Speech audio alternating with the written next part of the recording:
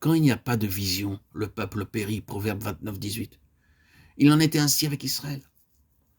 Nous voyons cela dans les jours d'Élie, lorsque la vision n'était pas divulguée.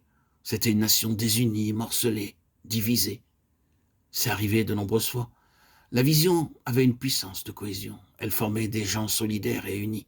Et c'est dans cette unité que résidait leur force. Nul peuple alors ne pouvait leur résister. Nous voyons cela après la traversée du Jourdain, dans l'assaut de la ville de Jéricho. Voyons-les aller triomphalement de l'avant. Lorsqu'ils étaient animés par un seul objet, nul ne pouvait tenir devant eux. Leur puissance découlait de leur unité, et leur unité résidait dans la vision. L'ennemi, c'est ce qu'il fait en détruisant ou en corrompant la vision. Il divise le peuple de Dieu. Ah, quelle puissance défensive il y a dans une telle vision. L'ennemi a peu de chances de vaincre lorsque le peuple tient ferme à l'égard de la vision. Si nous introduisons toutes sortes de questions personnelles et qui divisent, l'ennemi fera d'énormes dégâts. Mais il n'y a aucune chance lorsque chaque croyant est centré sur l'objectif divin. Il doit chercher à nous diviser d'une manière ou d'une autre, nous distraire, nous disloquer avant de pouvoir porter atteinte à la finalité divine. Tout ce qui a trait à l'apitoiement sur soi-même, à l'intérêt personnel et que l'ennemi suscite, ne reprend pas le dessus quand la vision est claire et que nous sommes centrés sur elle comme un seul peuple. Elle est redoutablement défensive. L'apôtre déclare « Ayez du zèle et non de la paresse. Soyez fervents d'esprit, servez le Seigneur. » Romains 12, 11. Fervent en esprit. Maintenez la lueur spirituelle.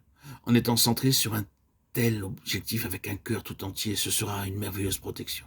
Une telle attitude parmi le peuple de Dieu ferme les brèches et résiste à toute agression et à tout empiètement de l'adversaire dans l'œuvre de Dieu pour nous distraire ou nous paralyser. La vision était comme une flamme chez les prophètes. Nous devons reconnaître qu'en ce qui les concerne, et sans aucun doute possible, ces hommes étaient des flammes de feu.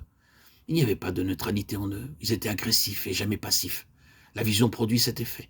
Si vous avez réellement vu ce que le Seigneur désire, vous ne pouvez pas avoir un cœur partagé. Vous ne pouvez pas être passif si vous voyez. Trouvez une personne qui a vu et vous aurez une vie positive et active.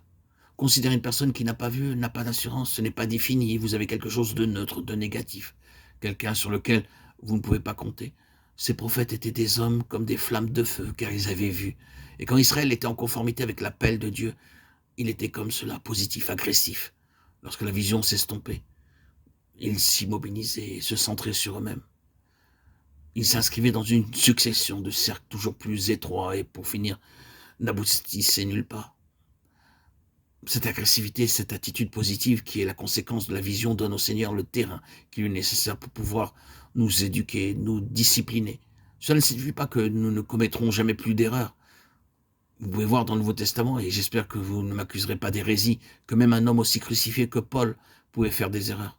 Pierre, un homme tellement utilisé et discipliné, a commis des erreurs. Oui, les apôtres ont pu fauter, et les prophètes ont aussi fait des erreurs.